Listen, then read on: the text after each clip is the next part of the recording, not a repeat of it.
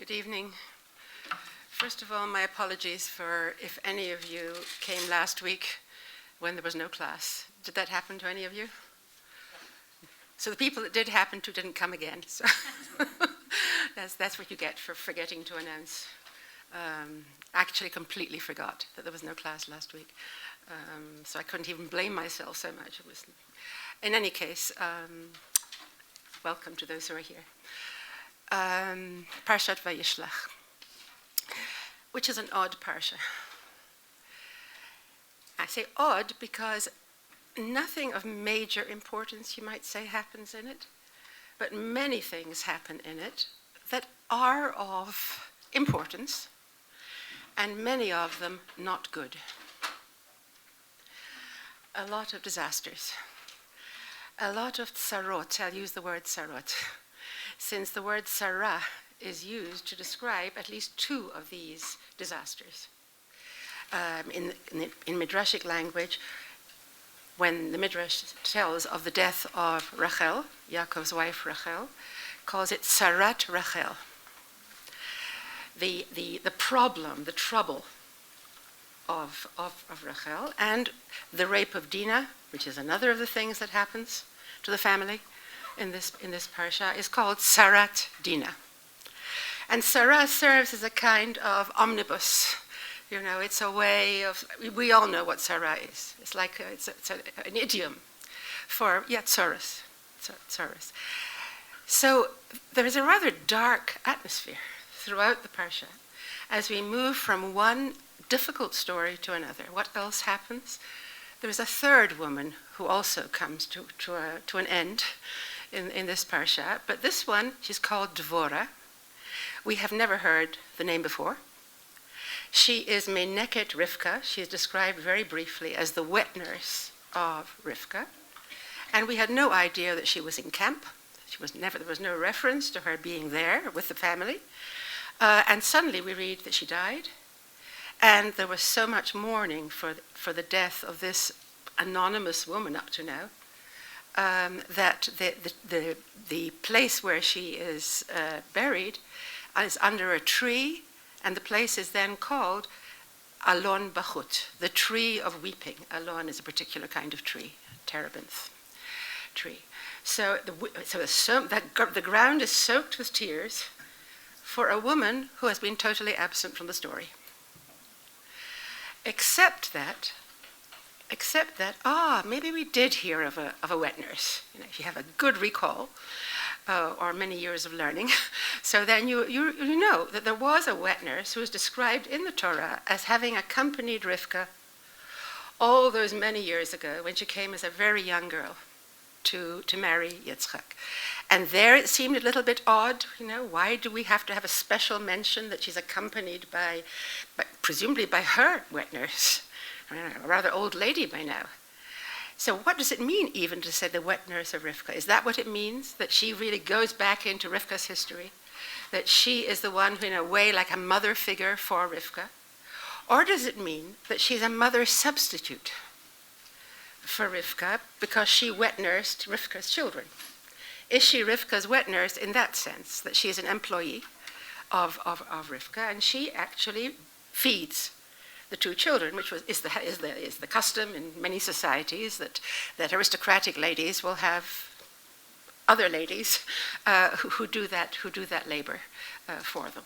In any case, we have never heard of her. We don't know why there should be so much mourning, but that's another disaster that happens. Now, what else happens? There's the encounter with Esav, in which Yaakov loses a great deal of his wealth. He has to pay off Esav for wrongs perceived, and in fact, he loses a lot of his sheep and goats in the process. Bank balance changes as a result of this. There are losses. And also the meeting with a mysterious man during the night. The Saroshel Esav, Esav's somehow angelic representative, whatever that means, the man he fights with, he struggles with by night. And then there is a double effect of some kind. On the one hand, Yaakov emerges wounded. And we can't overlook that. Solea al Yerecho. he must have noticed that now he can no longer walk straight, that he's got a wound in his thigh, a muscle strain of some kind. And so there's another wound. And then on the other hand, his name is changed. And it's changed for the better as a result of that scene. It's Yaakov to Yisrael. So something good happens there. But a lot of bad things, a lot of what I'll call wounds in general. Partly because at the end of last week's Parsha, when we witnessed Yaakov really saying goodbye to Lavan, making a sort of peace with him, leaving and starting his journey back home, back to Eretz Yisrael, when he starts his journey, what happens immediately is Vayifga'u bo malachei Elokim. Again, a mysterious reference to an encounter with angels of God. Divine angels, Vayifga'u bo. And we don't know what these angels did for him. There are Midrashic traditions that they were really there to escort him, to protect him. In other words, this is a good encounter for him. But the word Vayifga'u raises our apprehensions. Because Vayifga'u means, as it did at the beginning of Parashat Vayetze, if you remember from 2 weeks ago, no, last week, sorry, when I wasn't here, Vayifga b'makom. He started his journey from home by hitting against a place, Vayifga. And in other places I've talked about that collision with a place that wounds Yaakov in some way, that it has an effect on him. There's a traumatic effect of some kind. Lifgoa is not usually a protective, gentle word for encounter. It's a harsh encounter. So even though the story isn't told here of any harshness, we have to notice that word. That suddenly there's a heavenly contingent that meets him, and there's a kind of abrasive moment there of some kind. Just as there is at the beginning of Parashat Vayetze, when he starts his journey outwards, when he leaves home, there's also a pegia.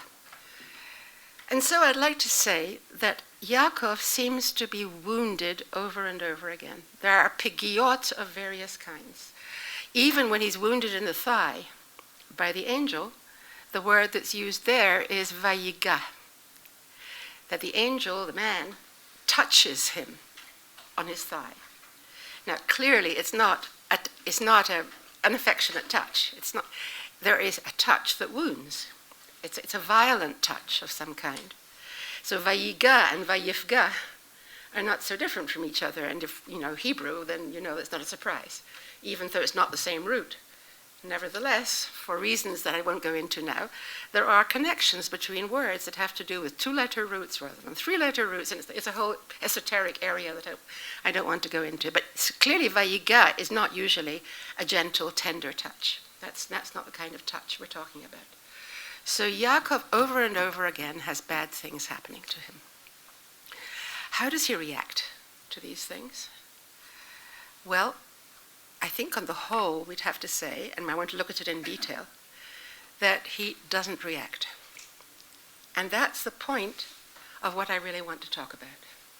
There is a strange non-reaction when he reacts to these disasters. Most striking is the story of Dinah.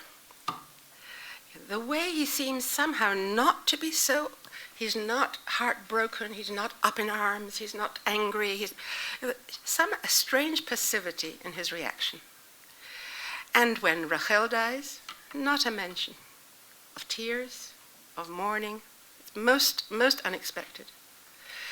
And on the other hand, even the contrast is very strong, that when this mysterious wet nurse dies, Devorah, then there's a lot of weeping. It doesn't say specifically Yaakov, but clearly there's a lot of weeping then, and who else would it be? It probably is Yaakov. So, we're not sure about his reactions. He doesn't seem to be reacting all that much to bad things that are happening. And on his non-reaction, I want to base a Midrashic and a psychological theory, that not reacting is a way of reacting. What do we find? If we have a chumash or I think you'll remember in last week's parsha, after God made him promises. God promised him good things. He promised him protection wherever you go. And God says, Hine anochi imach. That's in the dream. That's in the dream with the ladder. God stands over him and protectively and says to him, behold, I am with you. Anochi imach. That's a huge statement. I am with you. It covers many things. And then it's spelled out a little bit. Ushmarticha b'chol asher tielech, I'll protect you wherever you go. V'hashivoticha el ha'adama hazot. And I will bring you back to this land that you are just about to leave. You are on the verge of leaving. You're feeling insecure in various ways. And God, it's a protective dream. It's a reassuring dream in which God comes, a wish fulfillment dream, you might say, in which God comes and says to him, I really am going to be with you. Don't worry. In a sense, I will bring you back to this land, on which the Me'ah Shiloach says, Hassidic commentary, I never remember what I said in which class, but somewhere I mentioned, maybe not here, that he says it's like Hashavat Avida. It's like the restoring of lost property. When God says, I will restore you to this land, you are going off into a no place, in a way. You're going out there, Chutz La'aretz. It's a very land-centered view. Yeah. You're going out there, and in a way you're going to be lost. There's going to be a lostness out there. And I'll bring you back. Hashivoticha. That's the promise of God. But the interesting thing is that after all these promises, first of all, bad things do happen. And more strikingly, they happen once he's already back in the land. That is, God does bring him back to the land. After some adventures, some things happen. There's a business with Rachel and Leah. There is a business with what was supposed to be a single whole marriage, fragmenting into 2 marriages, 4 marriages at the same time. Yeah, many children from different marriages, barrennesses. It's a choppy story. But once he comes back to Eretz Yisrael, that's when all the events in this parsha happen. So he's supposed to be home and safe now, and that's when all the bad things happen. What I find very interesting is what Yaakov says in reaction to the dream when he wakes up. He wakes up from the dream, Vayidor Yaakov Neder, and he makes a vow. And this leads us into our theme now, finally.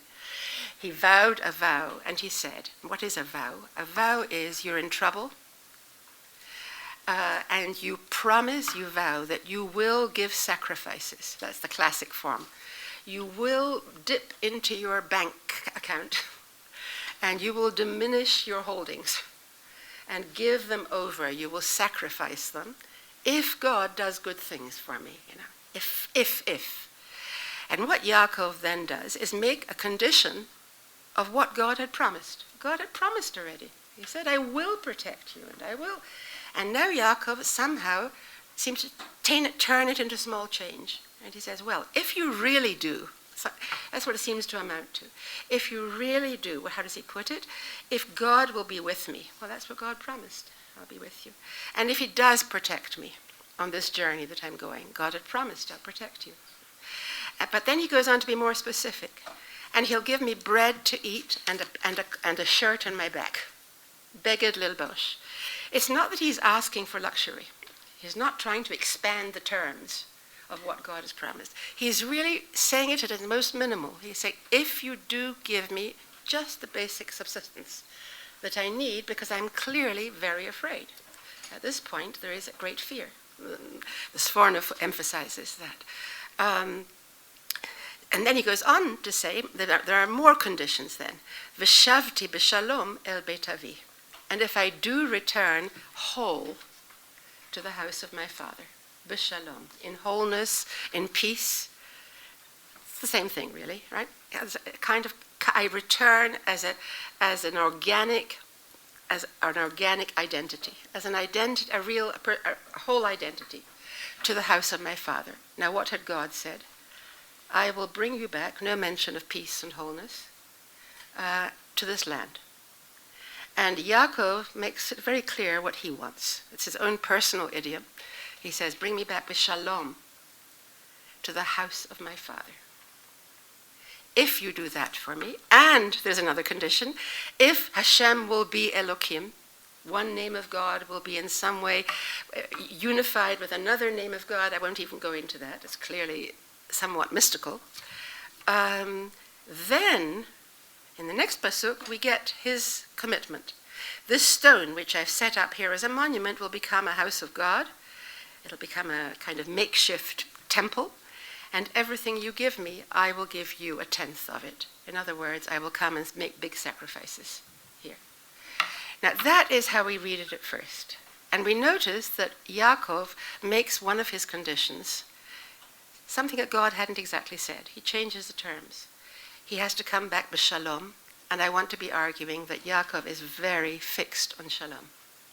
That shalom, meaning wholeness, is a very important part of Yaakov's desire and his self-image. That's what a person should be. A person should be shalem, not fragmented. Right? That his terror is somehow of being broken up into pieces. Going out into exile is frightening for that reason, because it can fragment identity. Yeah. And so he wants to come back b'shalom, and to the house of my father. So it's clearly something he wants, to return to the house of my father. Now, that vow is a vow then to return to Beit El, to this place where I am now, and offer sacrifices. That's technically, that's what the vow is. However, complicated. Already some of the commentaries take some of the conditions and push them back. In other words, V'haya Hashem li Elokim, and God will be God, 2 names for God will be one. That becomes part of what I commit myself to, rather than what I ask God for. So you have the split then before V'haya Hashem li Elokim. It would be easier if you had it in front of you, but I hope you can follow. You're all young, yes? Yeah. Okay. And then, that's a classic reading. But then there is an extraordinary reading, and this is at the key to everything I want to talk about. The Meshech Chochmah, who is a late 19th century commentary, in other words, modern in our terms, suggests, and we'll look at it in a few minutes, he suggests what would happen then if we read V'shavti b'shalom el Beit Avi, I will return whole to the house of my father, not as part of what I want from you, but part of what I vow to achieve. That I will come home whole to the house of my father. Now, that idea, what it immediately suggests to me, if we read it that way, I mean, we can always play with these clauses because they all begin with a vav. That's the structure of multiple clauses. So you don't know where the condition ends and the commitment begins, where the vow actually begins. That's what makes it possible to ask these questions. So here, the Meshech Chochmah's suggestion gives us the possibility of imagining that perhaps Yaakov isn't entirely set on returning in peace to the house of his father. That it's something he needs to commit himself to. That there's some kind of a resistance to that, in fact, to going back to the house of his father. It's something he doesn't see himself as being able to do. And so he makes it part of the vow rather than something he's asking for. Because there's something about the house of his father, it seems to me, and we'll see later what the Meshech Chochmah makes of it, there's something about going back home to the house of his father that's not unequivocally attractive for him. There is a problem there. And we think, well, what's wrong with coming back to your father? And maybe we begin to speculate. After all, he did have a history now. He does have a history with Yitzchak. Maybe he's shy to meet him after that dubious scene with the blessing. But then that's not so easy to think, because after all, after that scene, his father summoned him and gave him a conscious blessing, knowing very well who he's blessing. So that clearly was a moment of reconciliation. He gave him Birkat Avraham, as he called it, the family blessing, the blessing of Avraham. So then why is he reluctant in any way to come home to the house of his father? And so, having raised that issue, I want to plunge in now and give you the Midrashic, right? This is a Midrashic hypothesis, it's a Midrashic suggestion. And it goes like this, before we actually look at it in the text. That Yaakov, all the bad things that happened to him, that seem somehow to be irrational, why do all these things happen to him, one after the other? There is a hidden story that connects all these things. On the surface, it's impossible to make sense of it. Why should he have to suffer all these things? But there is something that Yaakov is not doing, right? We come back to that theme. There is something that he's not doing all along. And because it's not a positive action, it's not that he's doing something wrong. It's that he's avoiding something. So therefore, he can remain in a way unconscious of what his problem is. What is it he's not doing? And there's a technical answer to this, which I want to show is more than technical. And that is, hu ma'acher et nidro.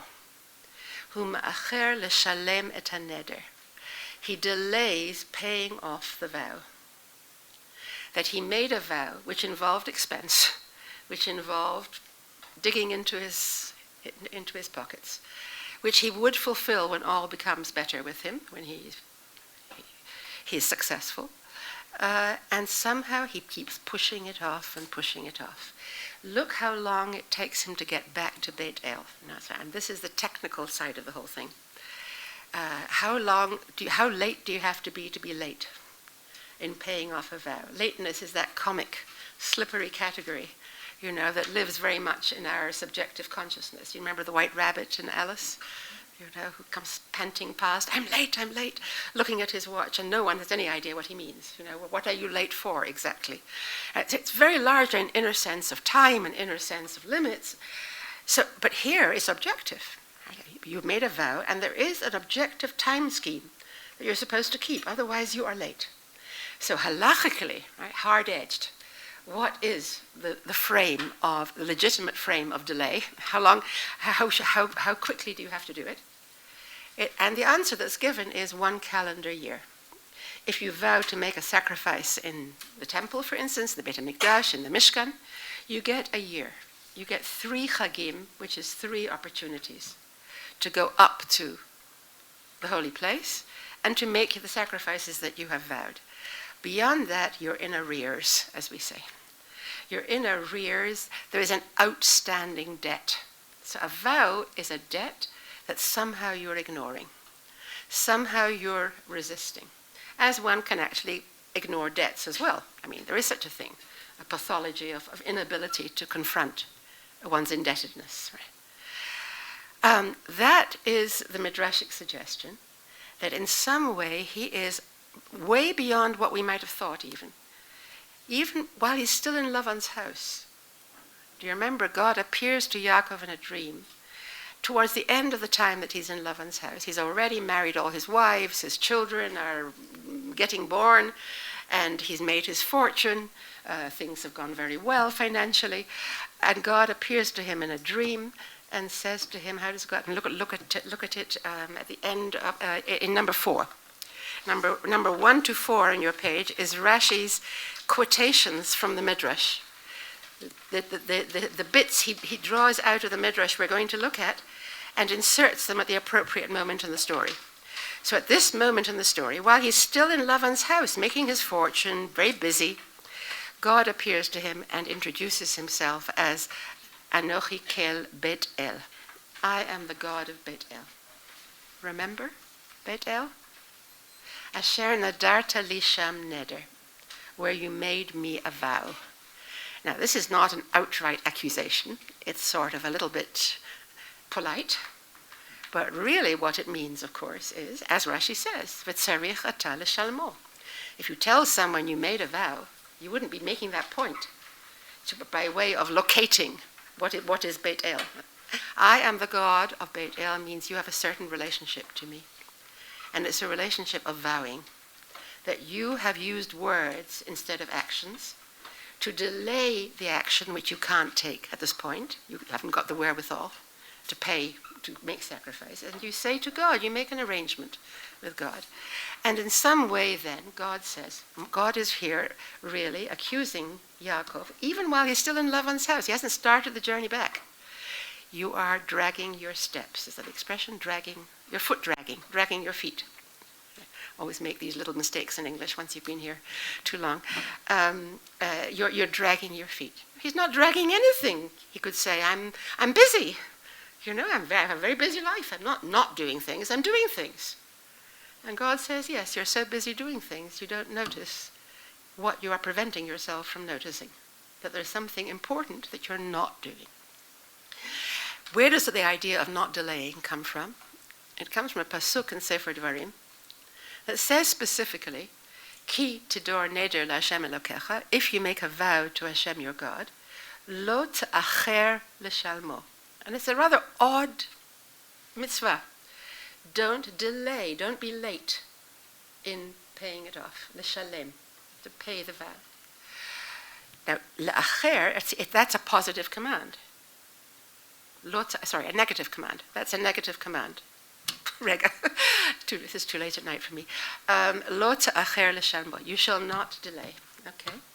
Why doesn't God just say, if you make a vow, pay it? You know, wouldn't that be simple? That you don't find that. Maybe it's too obvious to say, if you make a vow, of course you have to pay. It's something more nuanced here. And it's a negative command. Don't do delay.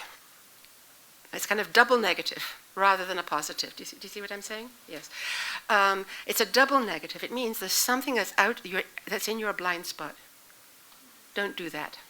Don't allow that to happen. And so there's a kind of exigency here. You know, it's like very exacting in a way. There's something you're not aware of. Now, God says that, and delay then becomes the issue in this Midrash. And let's have a look now, having seen Rashi at the end of that story. Please look you can look through those Rashis. They're very interesting. I don't have time to go into them in detail now. Let's have a look at the source Midrash in number 5, finally. Kol hanoder ve'eno meshalem gorem le'ishto lamut. Now, this is very shocking. It's very painful and shocking. And it's given in a shocking way. It's given in this sort of very boom boom kind of way. Anyone who doesn't pay a vow, he makes a vow, and he doesn't pay, causes his wife to die. Now, what on earth? You know, there's no logic that's obvious about that. And then it turns out, where does that idea come from? So it's a textual reference to a text that doesn't apparently mean that at all. For instance, what we have here is Shene'emar, and this is from the book of Proverbs, don't get into debt, don't make vows. Im ein lecha l'shalem, if you don't have the wherewithal to pay, if you find yourself then unable to pay, what will happen? Lama yikach mishkavcha mitachtecha. And that's the very graphic image that's used to describe what happens to someone who reneges, is that the word? Reneges on debt.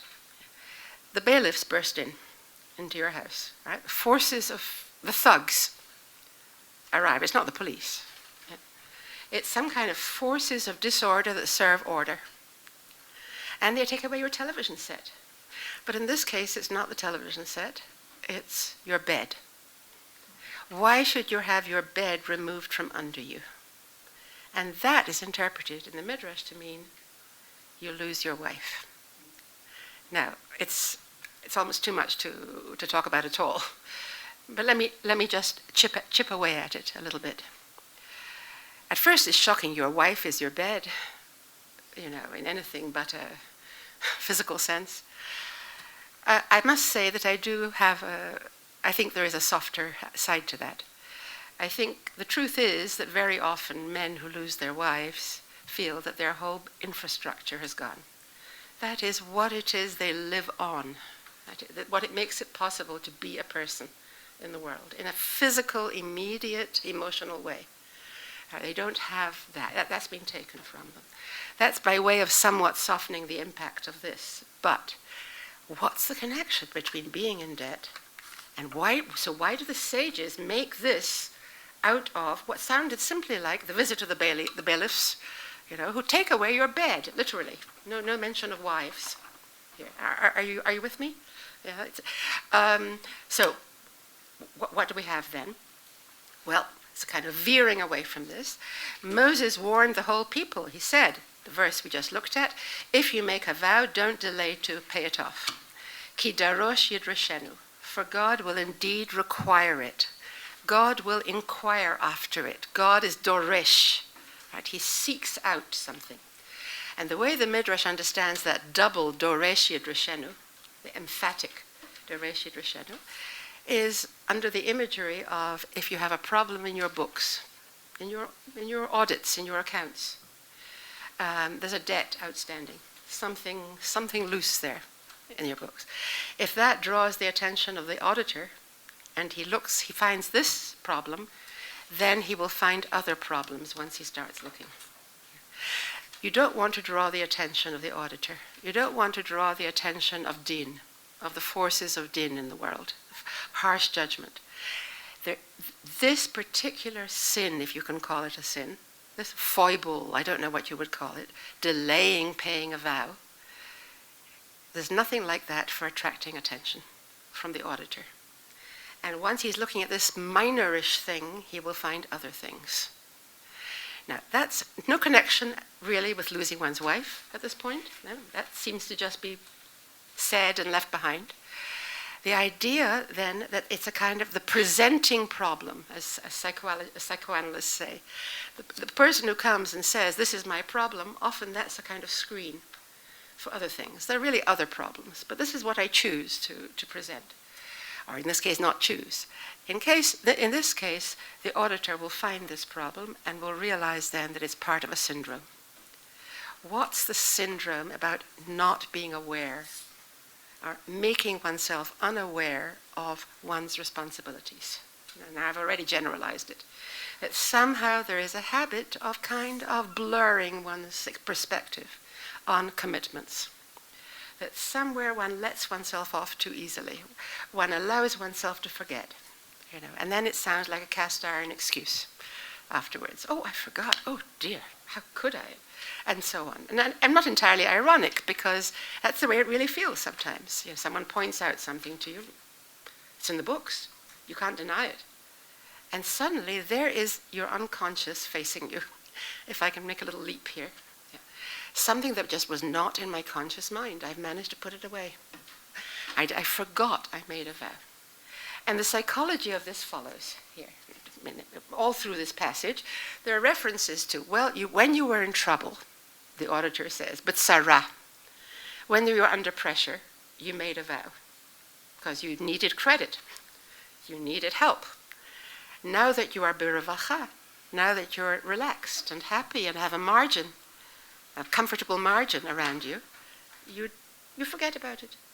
It's extremely human. There's nothing incomprehensible about this. It's extremely human, but it comes up against some kind of really harsh, I don't even want to say harsh judgment. It comes up against something very painful here, as if it's more serious than it looks, as if there's more going on here than we might think. Unawareness, the fact that we have an unconscious, the fact that we have a mind at all. I'm generalizing like crazy now. Yes. The fact that we have a mind. Oh, the mind has mountains. Do you know Gerard Manley Hopkins? That's amazing lines. Oh, the mind has mountains, cliffs of fall. You find yourself dropping off a cliff suddenly in the mind. I was not aware, I didn't, and suddenly you find there are depths there that you weren't aware of, and it's all you. It's your mind we're talking about here. It's not the outside world. It's the inside that is full of otherness. And so that one can forget. One, as it were, becomes unaware. Now, the part in the middle here deals with the story of Yaakov and tells us how Yaakov did it, what happened here. Bo'ura'eh, it's about 4 lines down in the Hebrew. Yaakov went to Aram Naharaim, we went to find a wife, and he vowed a vow. And God gave him everything he asked for in the vow. And he went and he became rich, and he came and he sat down and he didn't pay his vow. Right, it's very, very simple language.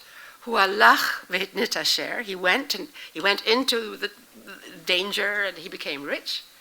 And then he settled down. Ba v'yashav. It's interesting. He settled down. Ba v'yashav v'lo shilem. You know, it was easy to forget at that point. So what happens then at Nidro? So God brought upon him Esav, who wanted to kill him, and took from him all that large gift of goats and sheep, and goats. Took from him. Which gives you the sense that Yaakov is under pressure when he pays off Esav. It's not that it's a generous gift. You know, it's that he's really under pressure. He took away part of his substance. And then what happened? Lo hirgish. And that becomes the key phrase in the whole Midrash. It's repeated over and over again. One disaster after another happens to him, and at the end of each one, lo hirgish. He didn't feel it. That's how we usually translate largish, something, yes? He didn't feel it when Rachel died. He didn't feel it with Sarat Dinah. What do you mean he didn't feel it? Well, we do notice a lack of response in the text, as we said before. That he doesn't seem to cry and he doesn't seem to be angry or anything, but maybe it's because he's a man of faith. He's a man of faith. He has bitachon b'Hashem. And so he doesn't, but here it's clearly being criticized, that he didn't feel. Now, what is missing in him? I can't imagine that he didn't feel it when Rachel died. And I can't imagine he didn't feel it when he got that wound in his thigh. He knew very well what had happened to him, and he knew that it was a loss of some kind, a loss of wholeness. But there's something in him that refuses, and I would like to retranslate lo hirgish, that refuses lo hirgish, he was not affected. Affected means, ragash, really means to be stormy, to storm, like ra'ash, with an ayin, and ragash, they're related. That is, there was no passion in him about it. There was no storm of grief about it. And that is noticed over and over again as a leitmotif in his life, in this parsha. And clearly the sages are critical of him. And they say, if he had been more affected, he might have asked questions. What is going on with me? Now, do we praise someone who doesn't ask questions, or do we, there's a kind of, one religious view we might think is that someone who takes things quietly and acceptingly is a spiritual person who knows how to accept whatever God does. But it seems that Chazal are really critical of him here, because the result of his not being affected is that he doesn't actually ask himself the critical question, what does it mean? What has it got to do with me? That it has something to do with me. Now, there are two ways of getting this wrong, this situation. One is immediately to feel that, lo aleinu, if something bad happens, I'm to blame. There must be something wrong with me that it happened. And that's one way to get it wrong. I will now say, in a very categorical way, I don't know what right I have to say it, but this is my sensibility. That doesn't lead to good things. That sense of instant guilt about everything bad that happens. But there's an opposite reaction, which is also not good. And that is the refusal to recognize losses. It sounds a little strange. Why would one refuse to recognize losses? Maybe if one was fixated on shlemut, that I so much want to be shalem, that I can't acknowledge there's something outstanding here. I can't acknowledge there's a blip here on the screen. There's something wrong. I'm always saying that Yaakov is allergic to wrongness. He can't bear to be wrong, to have lost something. And this is what financial wrongs, physical, medical issues, his thigh, and mourning for one tragedy, another tragedy. There's a limit in him that doesn't allow him actually to recognize there's something wrong. These are losses after losses. What could that in any way mean in terms of my life? Now, in terms of the Midrashic myth, what it would mean is you are not paying off your vow. So the Midrash then brings it to a climax and says it comes to a climax at the beginning of chapter 35 in the parasha, Perek Lamed He, where God finally says to Yaakov, Kum ale Beit El. Rise up and go up to Beit El. For goodness sake, I insert. It becomes part of the story of increasing exasperation by God as Yaakov is refusing to be affected and to respond. And finally, God just tells him, you can't take a hint, so I'm just telling you, you need to get back to Beit El and close the circle. You made a promise, you need to come back there, and there should be some closure on this. Why would a person refuse to recognize that he needs l'shalem, something, if he is over-focused on being shalem? If he thinks that there is something one about him, totally coherent about his being and his life, that he protects with great fervor, that's very important to him to be that, paradoxically that can mean that one is not able to face a problem, as we would say. All right? So there's a problem, and you're not meant to overreact to it, but underreaction is also an issue. So, all right. So I have great sympathy for Yaakov, if I can put this on a personal basis. As I get older, I get more anecdotal. What's there to lose, after all? So I have to say, I identify with Yaakov. I have a bit of that myself. You know, I don't. When I criticize someone, it's usually because I know it from the inside. I know what I'm talking about. Yeah. That is an unwillingness ever to be. Let's say the issue of aging. For some reason, that's on my mind. The issue of aging. I was blithely unaware of the years going for most of my life. You know, 20, 30, 40, 50. Other people would take it heavily. 40, 50. And I just, somehow I live in another world. You know, and it's a happy thing in a way.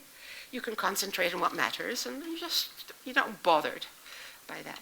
But there is also an avoidance of some kind that I didn't want to recognize. There is a fact, there is a truth about life.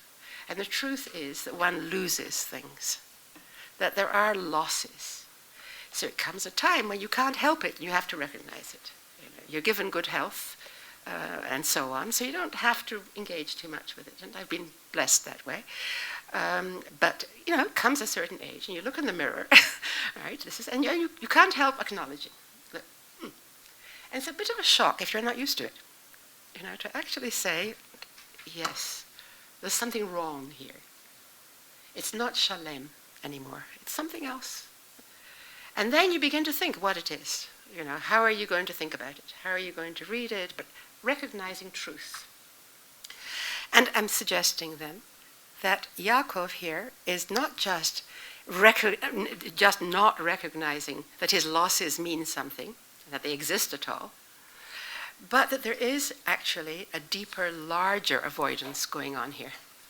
Beyond the technical avoidance of going back to Beit El, there is, according to the Meshech Chochmah, which we'll now look at, there is another level of avoidance, and that is what he really doesn't want to do is to close that larger circle of going back all the way home to his father's house. And what's the problem with going back to his father's house? Let's have a look at how he puts it. I'm going to take you through the rather complicated links here.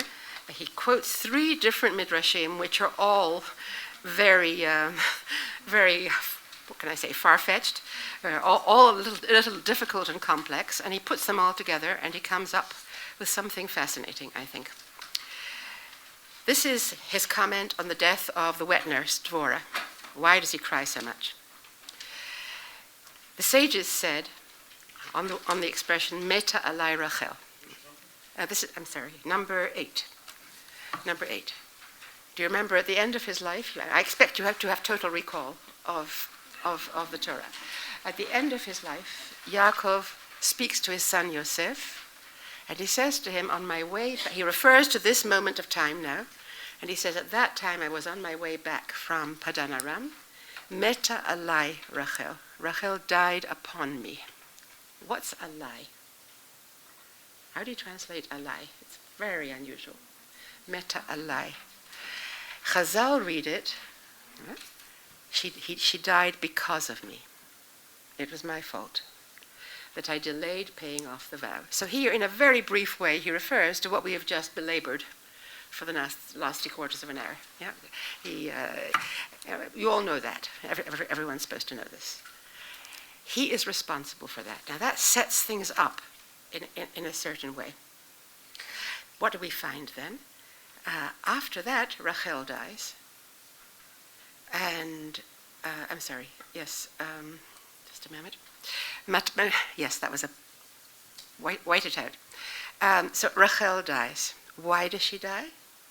Because he delayed in paying off a vow. That's what we've just had. But that terrible sentence about your wife dying is only if you don't ever pay off the vow. It says, if he makes a vow and does never pay it off, but just delaying, surely that's not punishable by, that's a bit much. That merely delaying, after all, he did get around to fulfilling the vow in Beit El. Why after that does Rachel die? So it's a kind of, logical question here. It's all very unemotional and very logical. It's a logical question. So why does he deserve to die if, after all, he did, in the end, pay off the vow? And the answer that he offers, rather elaborately, is by delaying, he put himself in a situation where he could never pay off the vow. And then there are 2 points here. One is, what is your father's house? What is the vow to return to your father's house? Beto zu ishto. Ishto zu beto. There is this Midrashic notion, really concept, that a person's house refers to a person's wife. And it comes from the high priest on Yom Kippur, where we are told that he has to atone for himself and for his house. Ba'ad beto. And that is understood to mean, what's the house? Why do you atone for your house, your family? What does it mean? House means wife. Therefore, the high priest has to be married at the time of Yom Kippur. Yeah, that's what. But then you get a kind of symbolic equation here. Someone refers to the house, it means the wife, and you find it simply in polite letter writing, for instance. When one man writes to another in a literate Hebrew, in a juicy Hebrew, he will say regards to the house, dash labayit. And believe it or not, I don't find it offensive. That's nice. That's fine.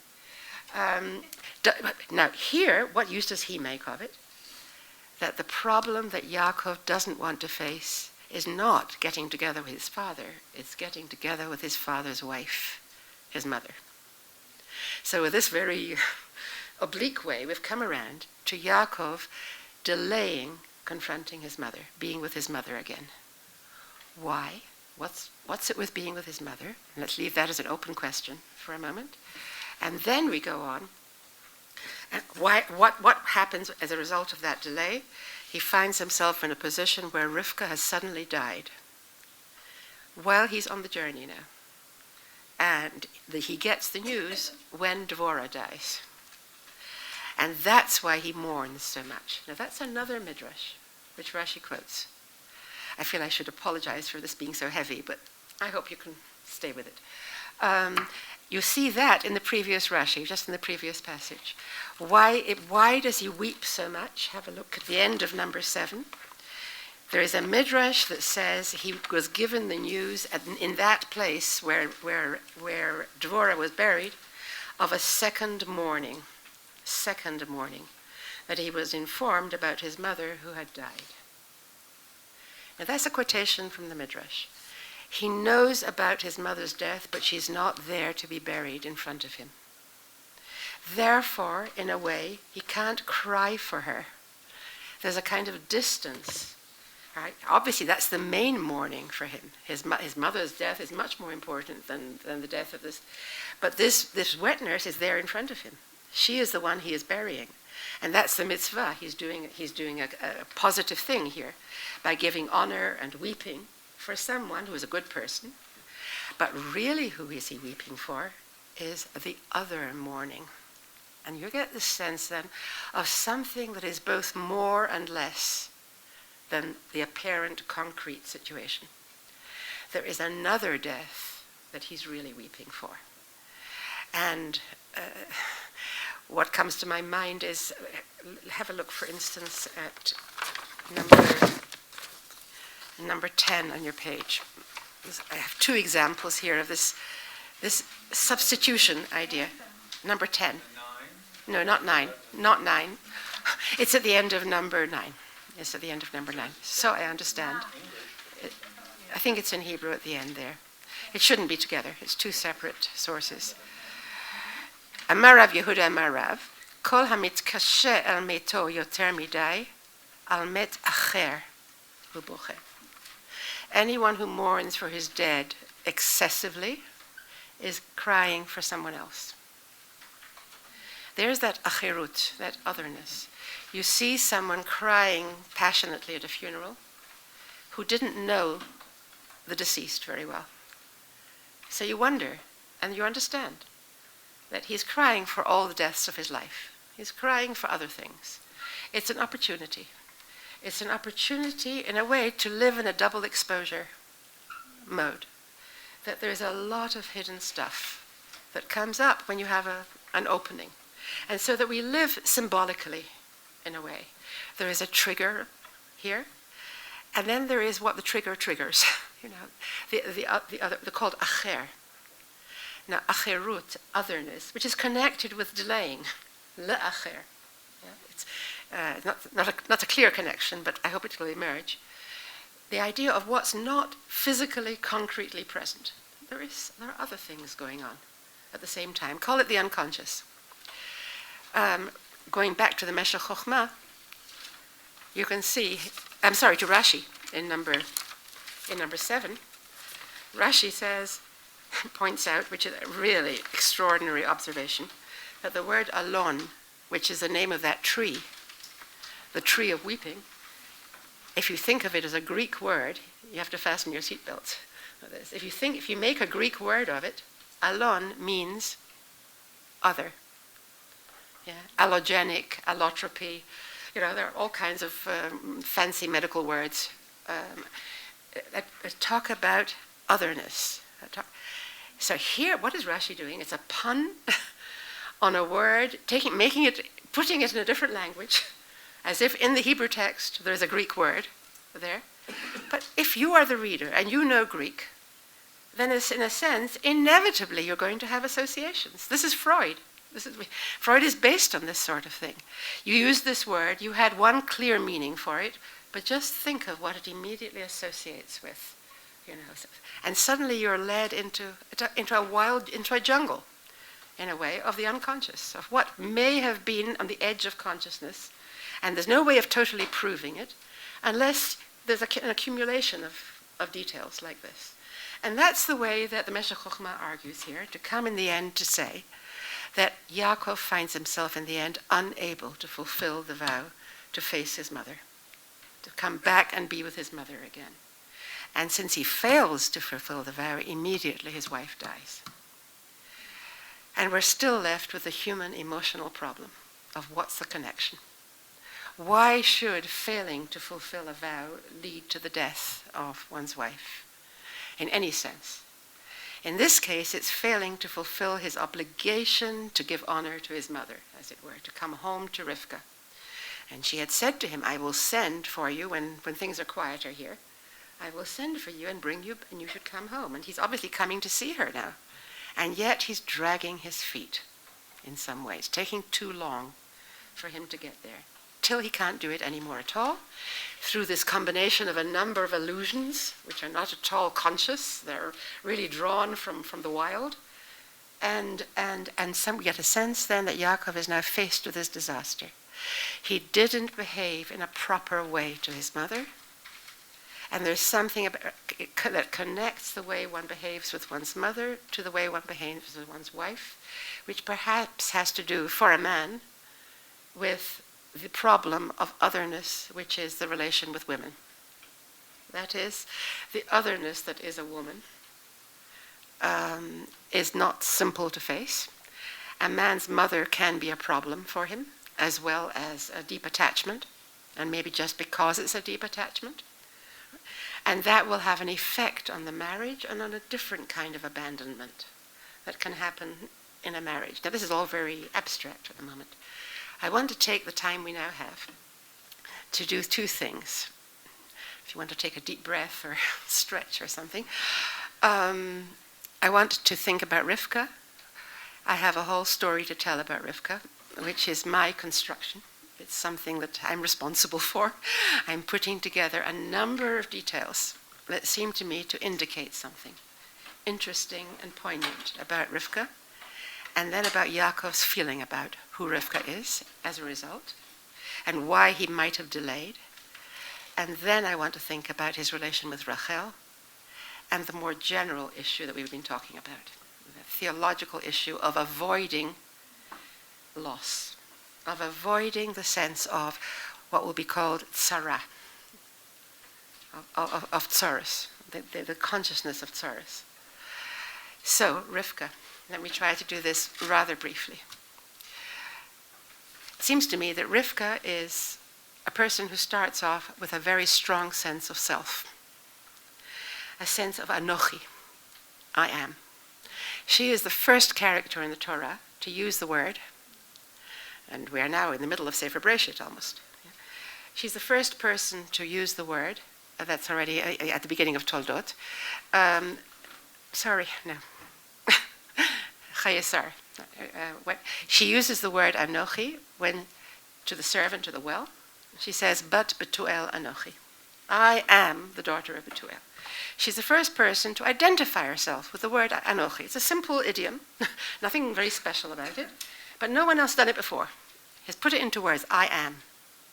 Winnicott calls that some of the most dangerous words in the world. I am.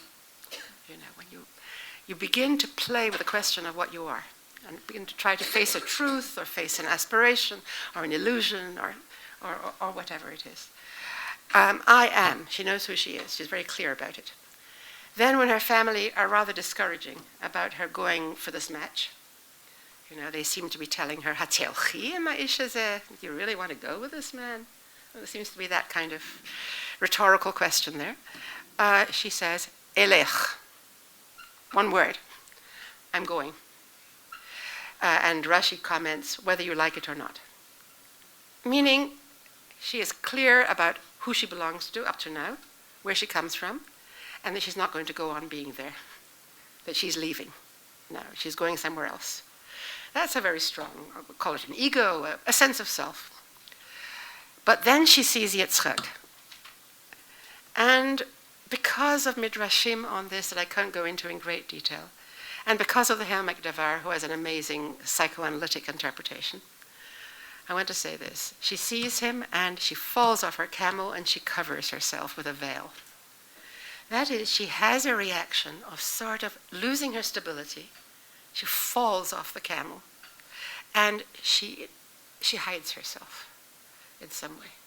And it seems to me that this is a moment of diminishment, that her sense of I is taking a blow at this moment. Why? Because she sees Yaakov and he is, according to the Midrash, he's davening mincha. He's in the midst of prayer, so he's somehow in some kind of rapt state.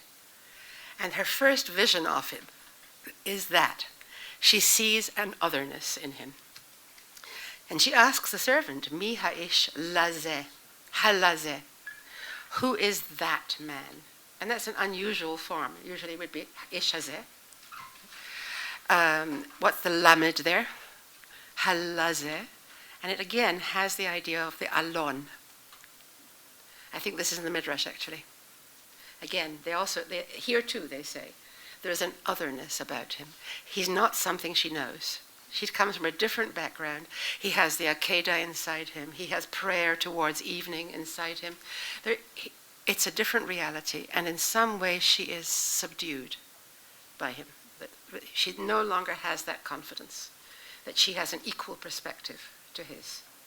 And you see it, of course, when she doesn't talk to him directly, when she thinks of her children differently from the way Yitzchak thinks of the children. Instead of going and talking to him about it, she acts behind the scenes. There's a split in her from now on. And it comes to the surface when, after being infertile, she becomes pregnant. Yitzchak prays for her, and she becomes pregnant. And it's put like this: he prays lenochach ishto, across from his wife. Makes a lot of sense. He's praying for his wife. Vatahar Rivka ishto. Now you have to be highly tuned to hear this. Who becomes pregnant? Rivka, his wife. Well, we know that by now we're very well aware that Rivka is his wife. So why does Rivka? Why doesn't it just say, and his wife became pregnant, and she became pregnant? And what I'm hearing in that is two people. There is the wife who becomes pregnant and is presumably happy as his wife to become pregnant. That's the good thing to do. That's the right thing to do. And then there is Rivka, who maybe has other desires. Maybe we don't know what she feels. And there's a two-ness there rather than a oneness in Rivka. And then, of course, there is a battle inside her. The twins are running around inside her. Bekirba.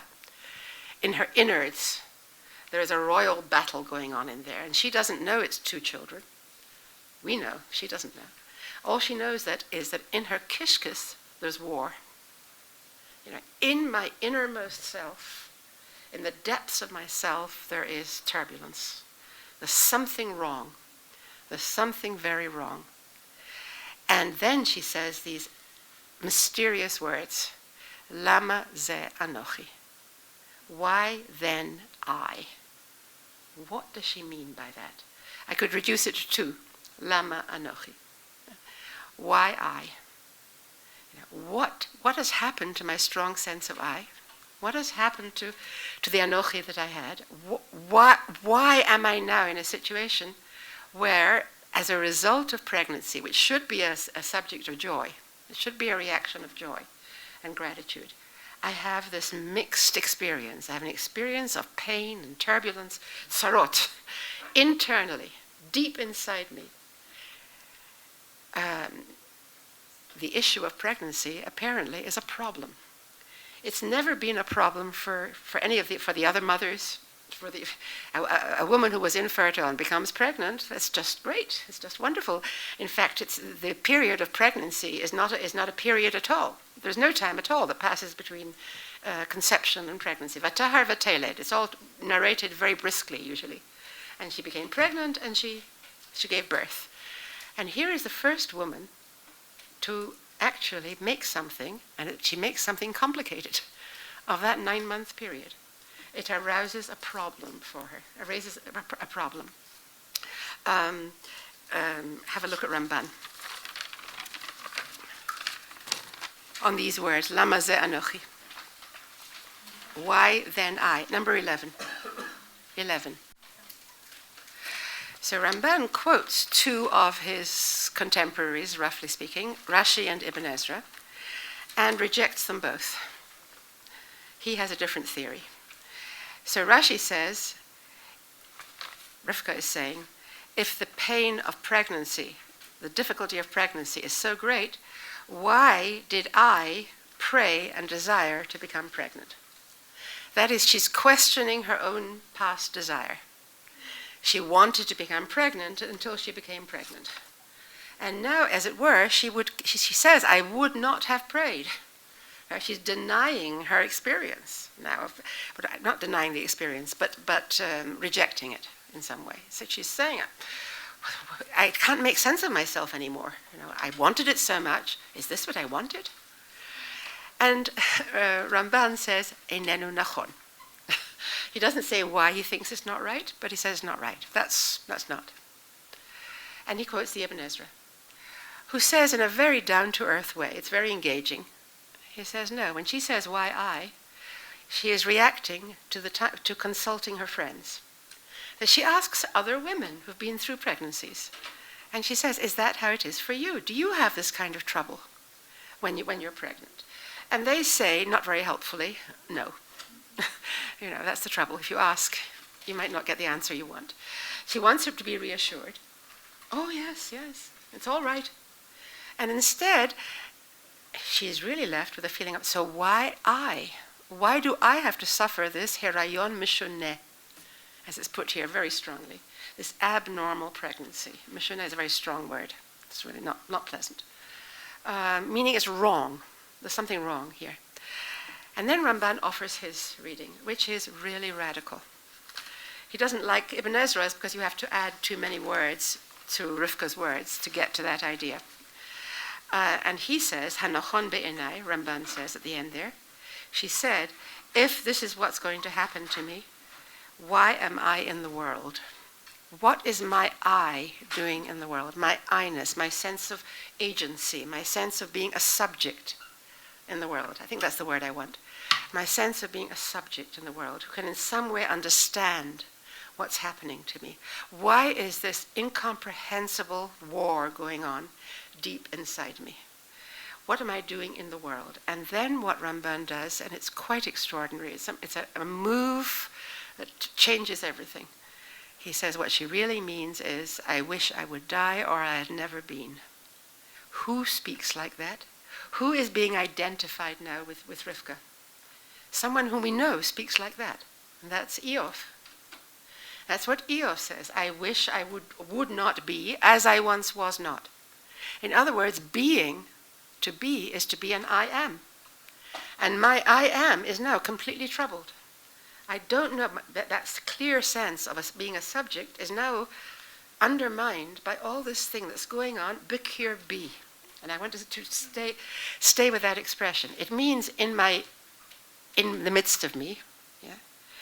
But it really refers physically to the entrails, the animal, all the internal organs that you find with animals and sacrifices, bekera v'kir ayim. That's the expression that's used. The entrails and the all that stuff, which can actually include other organs, the stomach. Right? It's not only the womb. It's all that squishy stuff, the kishkas. All that stuff. Is that part of me or isn't it part of me? It's my innermost part. That's who I am.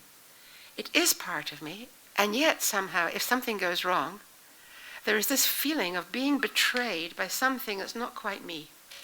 I'm not that, surely. There's something wrong with that, but there's nothing wrong with me. Now that's exacerbated in the case of pregnancy.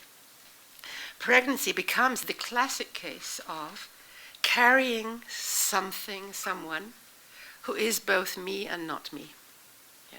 That even when it's me, when it's really part of my body, the innermost part of my body, and I'm aware of it like I'm aware of my own body. There's no question about it. It is part of my body.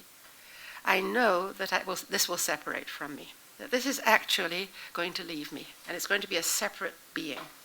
So I do include this, and I don't include this. It's separate from me, and it's part of me. Where is my I, which I was once so confident about, that I could know about it, and I could to some extent control issues through that agency. Now there is an otherness right there in me. It seems to me that image of pregnancy it's a symbol almost of what we mean when we talk about the unconscious. Yeah. That one is pregnant with one's unconscious. That this is not us women, of course. That one has something inside one that is and isn't part of oneself. One can ignore it, one can be unaware of it. It seems like an other inside me that's reacting very strangely on certain occasions. Nothing to do with me and my conscious will. And yet it does have a relationship. There is a relationship between my conscious and my unconscious. You can't say it's entirely something else. And yet it has something uncanny about it. There's a split. And finally, I would say two things. Bakirba, can be a reference simply to struggle, to fighting. Kerev, krav. Krav is the word for war, for war. Bekarov alai mereim, which seems to mean when my friends come close to me. Doesn't mean when they come close to me. It means when they're embattled against me. So it's a strange paradox. You're close, and what is the closest to you is actually at war in some way. And the other point about Bekirba, which I can't help pointing out, I'm so proud of myself, it's an anagram for Rivka. Bekirba, Rivka. Yeah. So in other words, it's her Rivkaness that's at issue here. And that's the problem. It's it becomes a psychoanalytic problem. How does she react to all this? She goes to seek out God. V'telech lidrosh et Hashem, which is just the right thing to do. Right. She has an anguish, a deep anguish in her being, about her being, and she goes to seek out God. Not perhaps, as some commentaries have said, just to find out what's going to happen with this pregnancy, like going to a specialist, to tell me, reassure me. But it's really more like, as Ramban says, tefillah. She goes to seek God. She wants to enter into a deep conversation with God of some kind. And she really solicits God. I think that's the word lidrosh. She presses God to give her something, to tell her something. And God tells her something. But the problem is what God tells her only confirms her own sense of things. There are two nations in there. It's not just an internal war, but there are two whole nations, potentially, who will split off from you and from each other. There will be a pirud, like an explosion, will come out of you. No wonder that there is trouble inside you. So splitness, which is the experience she has, is in a way vindicated here. God is saying, yes, that is the reality of your situation. You are not a whole I. You are an I that has in it all kinds of potential for conflict, and v'rav yavod sa'ir, and even that is ambiguous. There's a lot of... So it doesn't really calm her down at all. Really what God is saying to her is that the only unity you will find is through acknowledging the disunity. Is through acknowledging that is the truth of your being, that there's this uncanniness about your being. And maybe you're not the only one to have this. In Kabbalah, this world is called Olam HaPirut. Right? Just noting, it's a world of splittings, of separations, of dissonances, where one might have wanted wholeness. And what Rivka does with it, for the better or the worse, probably not for the better, is that she picks one of the children. She is so intent on remaining somehow coherent, and so she has her fantasy child, even before he's born, in a sense. She's already imagining what her ideal child will be like, and he ohevet et Yaakov. It's a kind of continuous state. It's like it always was there. That is, Yaakov is the one, and there is no other. There's no otherness. And so Rivka becomes the type of a person who will have oneness and will not acknowledge otherness, who will not acknowledge. She will have unity on her terms, which means the otherness is outside. The otherness is somewhere else, and I don't have to acknowledge it, and I don't have to negotiate with it. I don't have to have anything to do with it. Now, having an Anochi like this means that Yaakov, her son, whom she adores, who justifies and validates her life, and to whom she says 3 times over, Shema b'koli, listen to my voice, by which she means obey me. That's the obvious meaning of Shema b'koli. But I would insist somewhere on hearing it also simply as listen to my voice. In other words, she's imposing herself on him on on emotional, spiritual level. She's saying, my voice, my being, I want you to be the continuation of that, you to be the receiver of that. And she lays a great burden on his Anochi. That's what I'm suggesting. Mothers will do this with their children, and up to a point, within a certain balance, that's okay. But it seems to me that beyond that point, something happens. And Yaakov now has allowed her to impose on him. He's allowed her to make him go for that blessing and other things. But it's more like an emotional now sense of attachment and yet inability, for instance, to engage with her loss. That when she dies, he can't mourn for her directly because he has never really engaged properly with her, and now he can't disengage from her. And so there's a sense there of an otherness that he can't quite take on. And then what were we to say about Rachel? If that's his relation, he's over-attached to his mother, putting it in a very gross way. That there is a complicated attachment to Rivka. Then what about his wife? How is he with his wife? First of all, his mother said, I'll send for you after a few days. Yamim achadim, she uses the expression. I'll send for you after a period when all calms down here. And then he works for Rachel, and they were in his eyes, the 7 years were in his eyes, like a few days. It's a strange playing out of some kind. There's a rhythm unconsciously set up in his mind about a few days, and Rachel comes in on that note as well. And they have a disagreement. She says to him, I'm just referring to it very briefly now, she's childless, and she says to him, Hava li banim, ve'im ayin meta anochi. She recognizes her own pain. She says, I don't have children, I'm dying. That's what she's saying. She's not necessarily threatening to die. She's saying, if I don't have children, I'm dead. If there's an ayin that I feel, the emptiness that I feel, that's death. And he says to her, Hatachat Elokim anochi. Am I in place of God who has refused you the fruit of the womb? Which is a logical answer. You could even say it's a humble answer religiously. It's a way of saying, it's all God's world. It's God's world, and don't turn to me. What am I going to do for you? Even don't ask me to pray for you. So Ramban deals with this in two voices. One voice, he says, well, Yaakov is really just telling her it's your issue with God. That God has given you a grief, something to, and you are supposed to react to it. It's up to you. It's not I don't ask for an intermediary. You don't need me. And even with that, rather, it's a feminist interpretation, but it's still a bit of a sophistry. And Ramban nevertheless says, Kach onin lemeikot. Is that how you respond to a woman in a passion of despair?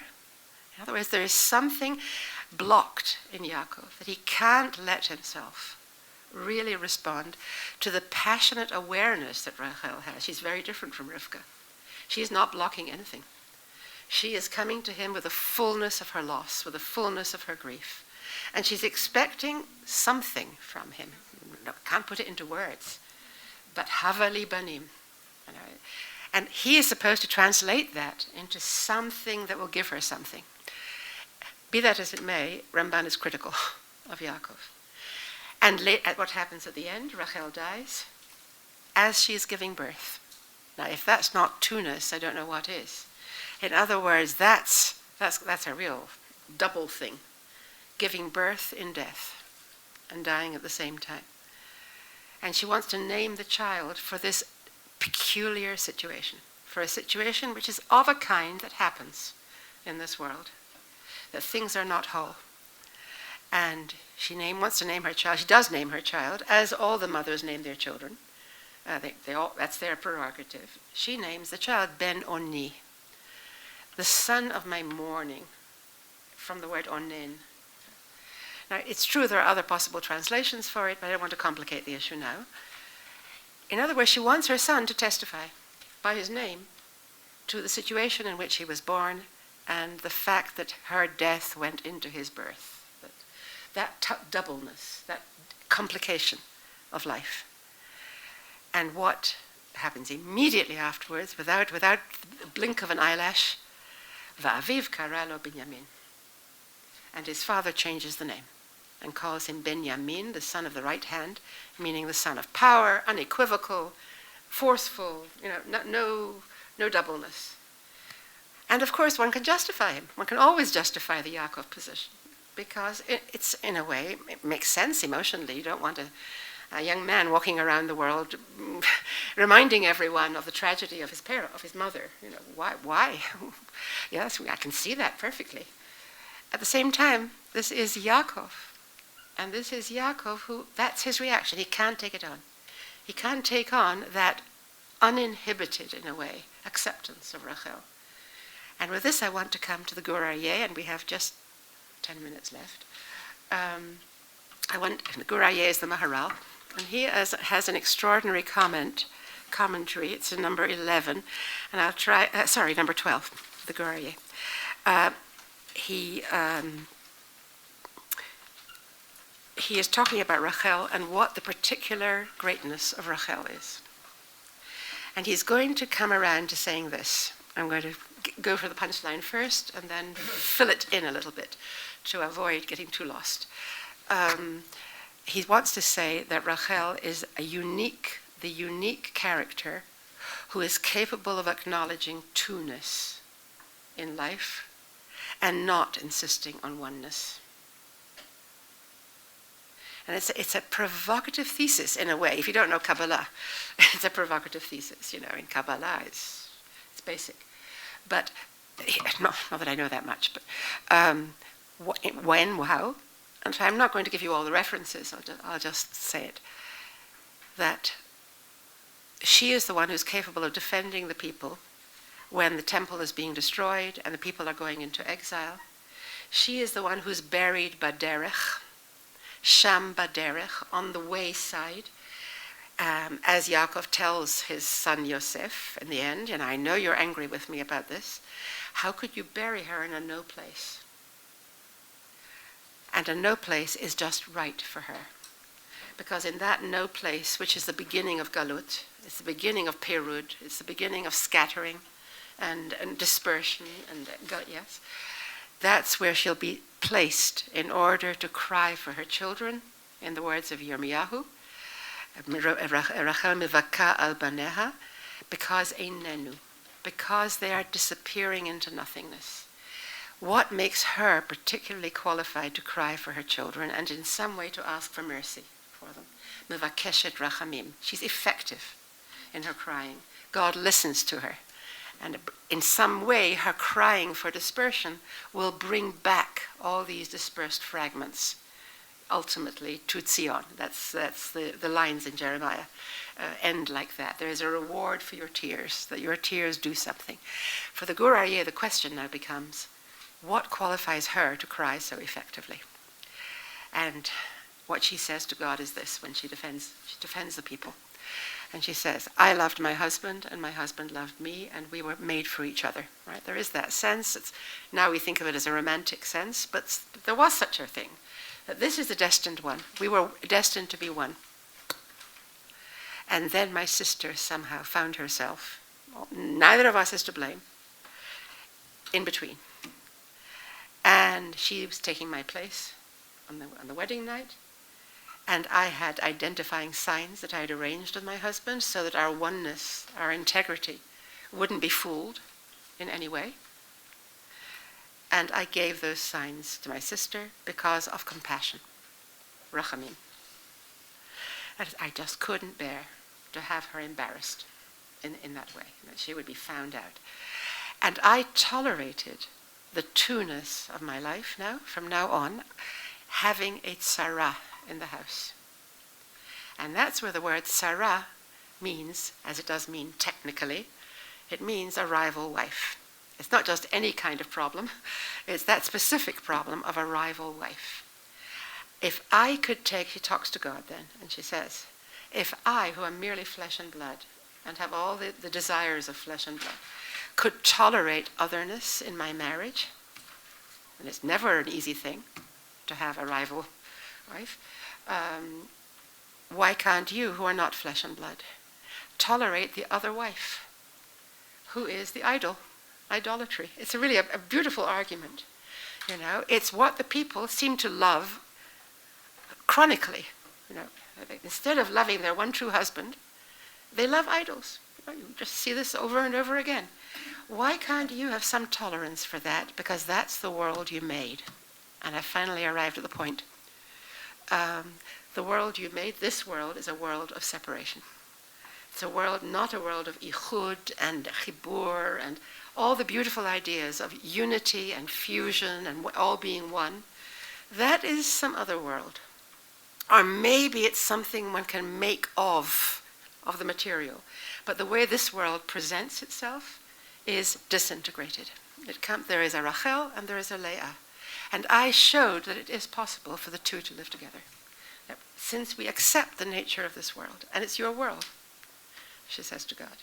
And I think it's a very serious statement. The Gur Aryeh, who is a philosopher, of course, he's not just a commentary, is saying something serious about his concept of Olam Hazeh, that what Olam Hazeh is.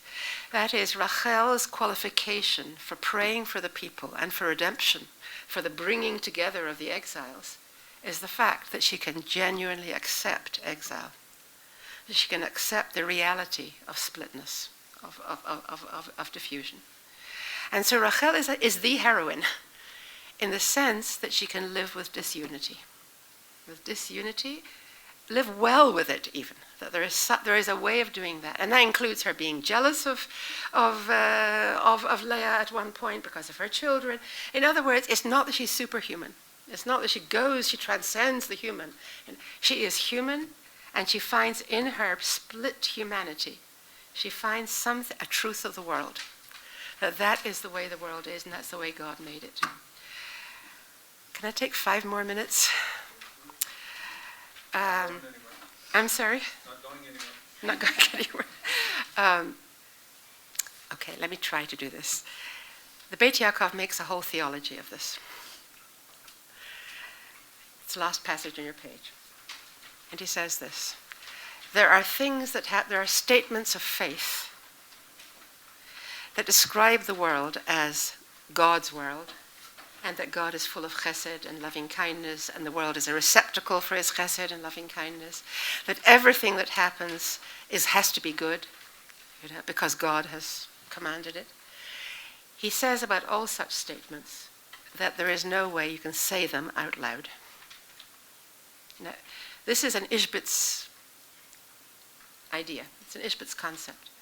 Lo perash bisfatav. He didn't actually articulate with his lips what we read in the Torah. When he's praying to God, he says, "You did promise me I will be very good with you." That's at the beginning of this week's parasha. Ata amarta hetev etiv imach. And Beit Yaakov begins right away by saying, he didn't say that with his lips. He said it like an inner whisper. That is, what you can say with your lips is inspired by yirah, safek, michushim, the completely human recognition of the apprehensions that the world arouses in me, the doubt, the skepticism, the fear, the sense of the world being too much for us. The world is, and I have no guarantees.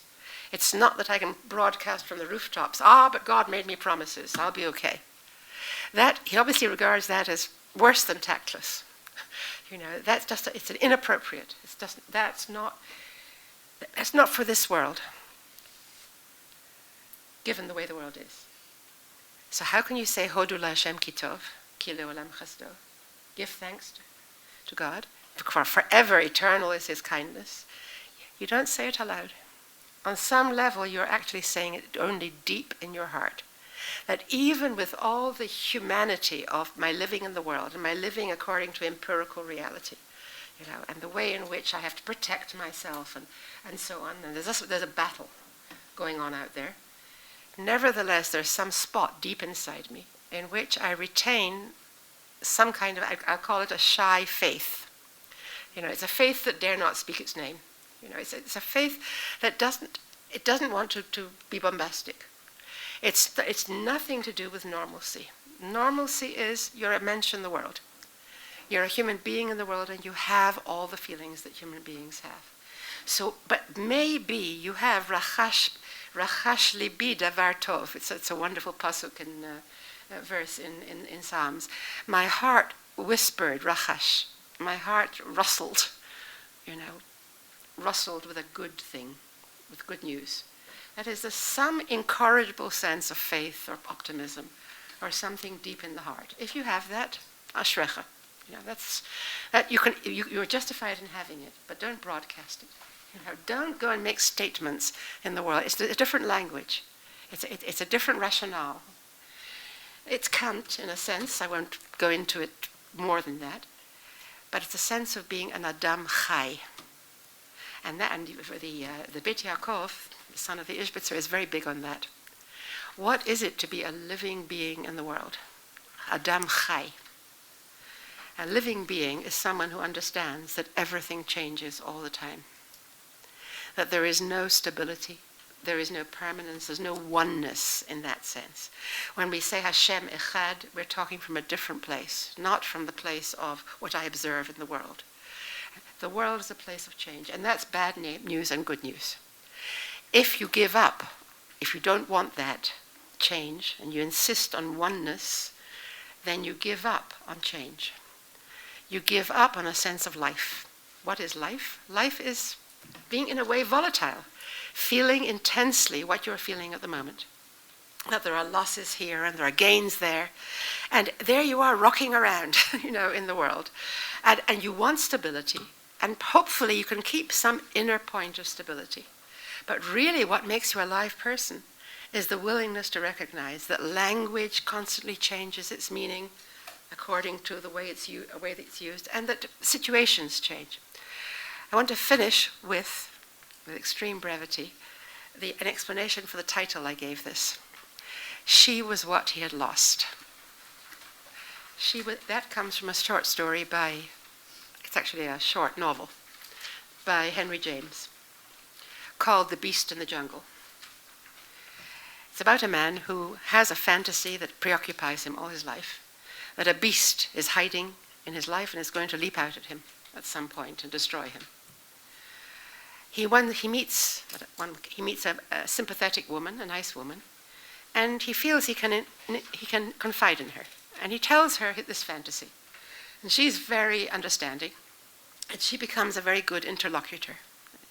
And then they meet every few years. They just happen to bump into each other. He doesn't try in any way to develop the relationship. There's nothing he needs of her other than, if he does meet her, that he can go over the same ground with her, that he can talk about his fantasy, and she can very sympathetically lend herself to his needs at that moment. What he doesn't realize, and what we, the reader, begin to realize after a few such meetings, is that there is another story going on. And it's a story of avoidance. That the man is not acknowledging that she is in love with him, and that actually there is a possible relationship here. But he can't acknowledge that because, in a sense, he's so wrapped up in the wholeness of his own fantasy, of his own being. The meaning of his life is this fantasy, and that's all he's willing to engage with. In the end, she tries to hint to him, she gets sick, and she dies. And the last scene has him standing at the grave. Sorry to end in this way. Standing at the grave and feeling strangely absent. He doesn't know what to think. He's very grateful to her, of course, for her help all these years, but more than that, what else is there? And he's kind of blank. And then he looks over and he sees another mourner standing at another grave, also mourning. And he is really mourning. And James writes it like this. What you have in front of you comes afterwards. It begins like this. He looks at this other mourner, and he witnesses the raw glare of his grief. What language? The raw glare of his grief. And he asks himself, what had this man had to make him, by the loss of it, so bleed and yet live. It's almost not English. It's so concentrated. It's almost not German. I don't know what it is. It's Anglo-Saxon. So what made him what had he had that has made him by the loss of it so bleed and yet live? That is bleeding and living, as if it's not really yet. The fact that he's bleeding means that he's living. That's what he realizes, and the beast leaps. What do you have on your page there? Will someone read it? The open page of his story? Yes. The grave becomes the open page of his story, yes. Read on? Yes, please. The name on the table smote him, and what it said to him, full in the face, was that she was what he had missed. Everything fell together, leaving him most of all stupefied at the blindness he had cherished. He had been the man of his time, the man, to whom nothing on earth was to have happened. In other words, this is a man who's afraid of things happening. He's afraid of the thing happening. Therefore, he doesn't let anything happen. And therefore, that's the beast. The beast is nothing happening. Now, it's a myth. He creates a sort of myth of the modern man here. He thinks of this as something about modernity here. But what I've been talking about is not identical to this, but there is something there that I think one can catch. The presence of the absent, right? The presence of what is not done, and the way that accumulates. And then, of course, the difference is that Yaakov's life is not yet over. Right, this man's life is basically over now. The beast has leapt, and there's no more. Whereas Yaakov now faces the second half of Sefer Bereshit, which will incur a huge loss. That is Yosef. And that is, I think, the continuation of the story. That's what we will hopefully look at. Thank you. Thank you for your patience.